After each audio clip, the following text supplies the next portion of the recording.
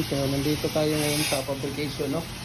Para kuhanin natin yung molder ni tawag dito. Isa lang siguro nagapos dito. Ito lang isa, kuya? Isang set lang? So, binisita tayo dito. Ito, mayroon dito. Ano to? 8 inches? 8? Yes? Mayroon, ano dito? Yes na convert molder. Ayan. Yung, yes na convert molder dito, no? Dito tayo sa fabrication. Ang hollow blocks, kuya? Yeah, ang hollow blocks na standard o commercial, ha? Kaya kong bayaran.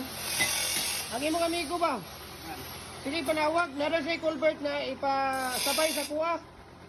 Ikaw ko nga, ala, istorya si Kuya Mimer. Kuya, nga, iya rin ang sakyanan ko. Iya man ang bunggo. Ako nang gamit-gamit.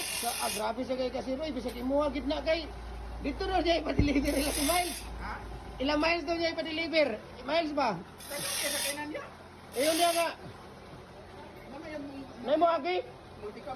May mo agi rin, may lalabas. Di agalin ako gikuan kasi gisag panawag. May mo agi? Kuya, batik pwede na ninyo ni madala mo rin isa kuya o kapiltungan tape. Ikuan na ninyo rin. Ipato na nako.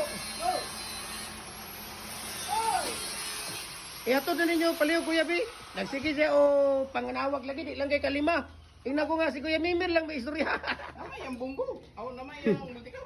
Wala daw sa sakyanan. Ingon niya, patag daw siya og 500. Yang auto na iyang babao. Nayati na kadagan sa sakyanan dana.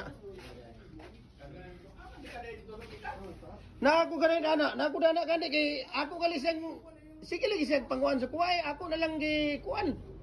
Kay iya lagi pakarga dito daw ila miles nga katong concrete pa. Ang katong hollow blocks din ko ibi, palihog ko ato.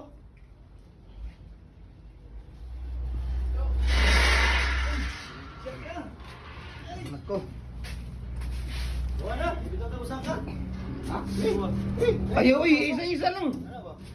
Isa-isa lang.